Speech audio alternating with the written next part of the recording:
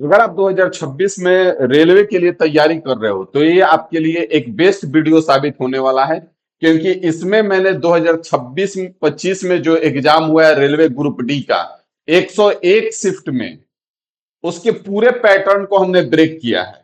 और ये पैटर्न हमने देखा कि यही सेम पैटर्न एनटीपीसी में चल रहा है, यही सेम पैटर्न एएलपी में फॉलो किया जा रहा है, यही सेम पैटर्न आपका आगे आने वाला ग्रुप डी में, क्योंकि 2024 से ही रेलवे जो है इसी पैटर्न को पकड़े हुआ है।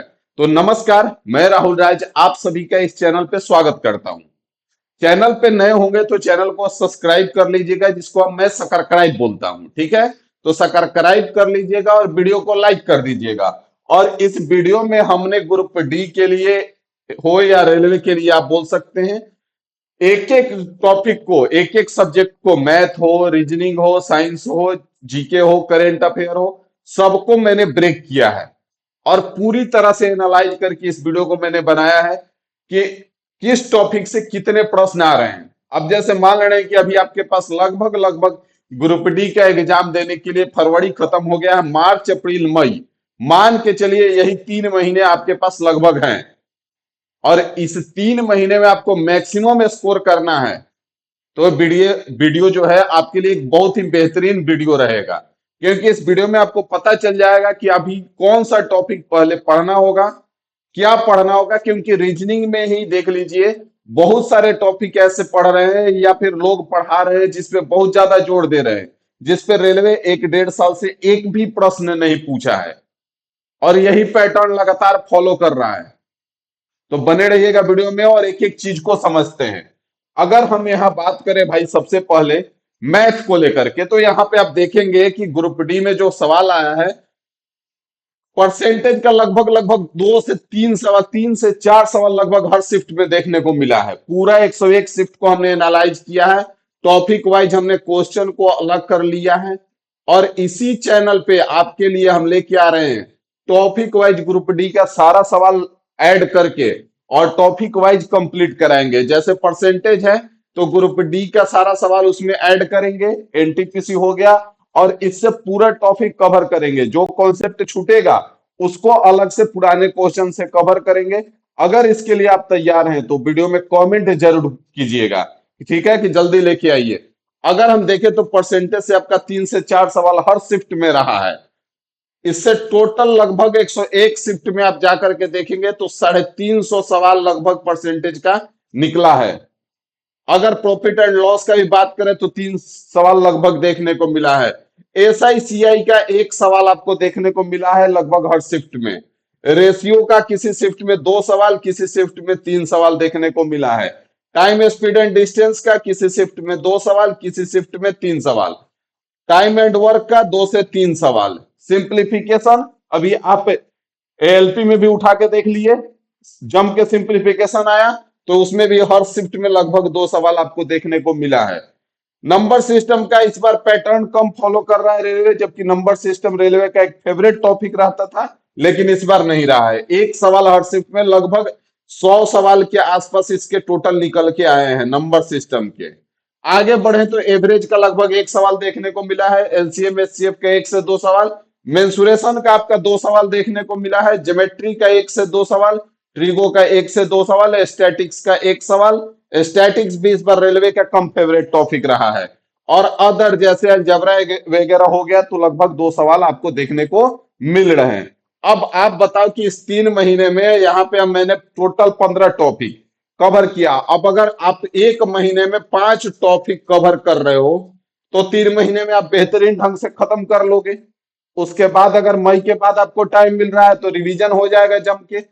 और अगर टाइम नहीं भी मिल रहा है तो भाई अगर 1 महीने में आप 5 टॉपिक खत्म करने का टारगेट बना रहे हो तो ये तो बहुत जबरदस्त तरीके से खत्म होगा ना। क्योंकि 1 महीने में 5 टॉपिक खत्म करने का मतलब एक टॉपिक पे लगभग लगभग 5 से 6 दिन देना। तो 5 से 6 दिन अगर एक टॉपिक पे दोगे तो क्या उसको इतने जल्दी रिवीजन करने का जरूरत पड़ेगा? नहीं पड़ेगा।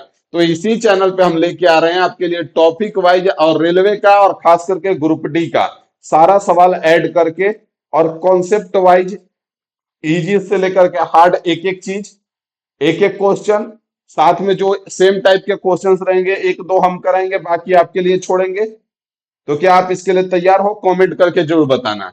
रीजनिंग को आगे बढ़ाएं। अगर रीजनिंग को हम पैटर्न समझे तो रीजनिंग जो आपका मात्र इतने टॉपिक से पूरा रेलवे एग्जाम कंडक्ट करा ले रहा है, इससे बाहर कुछ नहीं जा रहा। अब आप बताओ कि अभी आप जा करके देखोगे यूट्यूब पे वेन डायग्राम पे बहुत ज्यादा फोकस किया जाता है। अब अभी हम वेन डायग्राम पढ़ के भी क्या करेंगे बताओ? जब वेन डायग्राम से क्वेश्चन ही नहीं आ रहा है तो क्या करेंगे पढ़ के? तो इसीलिए ये जो वीडियो है आपके लिए एक बेहतरीन सा वीडियो है। अब रीजनिंग समझे तो कोडिंग डिकोडिंग से हर शिफ्ट में लगभग तीन तीन सवाल देखने को मिला है। क्लासिफिकेशन का तीन तीन सवाल, एनालॉजी का तीन तीन सवाल, सीरीज का लगभग लगभग आठ आठ सवाल देखने को मिल गए हैं। अब आप बताओ कि वेन डायग्राम पे जम के काम कर रहे हो, सीरीज का प्रैक्टिस ही नहीं कर रहे हो, कहीं फायदा हो जाएगा आपको? तो इसीलिए कहते हैं कि पढ़ना तो है ही, साथ में इसी को कहते हैं स्मार्ट पढ़ाई, कि आप एनालाइज कर लो टॉपिक को, कहां से टॉपिक उठ रहा है, और उस टॉपिक को इस लेवल पे प्रैक्टिस कर लो कि फिर उसके सवाल न छूट पाए। बाकी टॉपिक पढ़ना है, लेकिन कब? पहले इसको खत्म करने के बाद। जैसे सीटिंग अरेंजमेंट का दो दो सवाल, सिलोजिज्म का दो दो सवाल, मैथमेटिकल ऑपरेशन का दो दो सवाल, डायरेक्शन का दो दो सवाल, ब्लड रिलेशन का एक से दो सवाल, पजल का एक से दो, रैंकिंग का एक से दो, अदर का एक से दो, बाकी नन वर्बल जीरो। अब नन वर्बल हम जम के पढ़ रहे हैं, काहे के लिए पढ़ रहे हैं भाई? सवाल आ ही नहीं रहा है। तो रीजनिंग में बाकी टॉपिक भी पढ़ना है, ऐसा नहीं है कि उसको छोड़ ही देना है, लेकिन पहले इस एक से दो महीने में इसको बढ़िया से कंप्लीट कीजिए। और जो भी टॉपिक इस बार कंप्लीट कीजिए, इस लेवल पे कंप्लीट कीजिए कि वो टॉपिक का चाहे कैसे भी सवाल आ जाए आपसे छूट ना पाए। हम तो मैथ का जिम्मेदारी ले रहे हैं कि इसका हम पूरा कराएंगे, और पीछे भी ट्रैक रिकॉर्ड रहा है कि जो भी टॉपिक पढ़ा दिए हैं उस टॉपिक का सवाल नहीं छूटता है। तो फिर से आ रहे हैं, ठीक है, एक सीरीज लेकर के, और उसमें भी उसी हिसाब से कवर करेंगे। तो कमेंट जरूर कीजिएगा, ठीक है ना? बाकी अगर साइंस का पैटर्न समझे भाई, तो फिजिक्स का लगभग 9 से 10 सवाल, केमिस्ट्री 8 से 10 और बायोलॉजी 8 से 10, यही पैटर्न पकड़ के पूरा का पूरा रेलवे चल रहा है ग्रुप डी में। अगर हम आगे जीए और सीए का बात कर ले, तो जीए और सीए में करेंट अफेयर लगभग 15-17 सवाल देखने को मिल गए हैं। अब आप ही बताओ कि हम पूरा हिस्ट्री रट रहे हैं, पूरा पॉलिटी रट रहे हैं, क्या फायदा होगा? कोई फायदा नहीं होने वाला है। तो इसीलिए हम कहते हैं कि इधर 20 सवाल आपके आने हैं।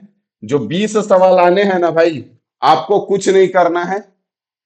आपको सिंपल सा क्या करना है, आपको करेंट अफेयर पे थोड़ा सा टाइम दे लीजिए, और बाकी जीए को छोड़ दीजिए। बाकी साइंस बढ़िया से पढ़िए, साइंस पे इतना जम के काम कीजिए कि साइंस के सवाल ना छूटे।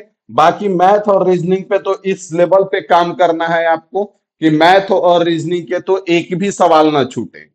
बस इतना करेंगे, रिजल्ट 100% आएगा। तो ढंग से काम कीजिए, ढंग से तैयारी कीजिए, रिजल्ट जरूर आएगा। तैयारी एक बार करना होता है, एक बार कीजिए और इस लेवल पे कीजिए कि फिर और कुछ मत कीजिए। एक कहावत है ना कि या तो पढ़ाई कर लो या फिर पढ़ाई, या तो सब कुछ कर लो या तो पढ़ाई कर लो। बात समझ में आ गया है? तो चलिए, उम्मीद है कि आपको एक वीडियो जो है एक बेहतरीन आपको रोड मैप देगा तैयारी में, और मिलते हैं अगले वीडियो में अगली जानकारी के साथ। अभी के लिए फिलहाल इतना पे ही समाप्त करेंगे वीडियो को। मिलते हैं अगले वीडियो में। Thank you.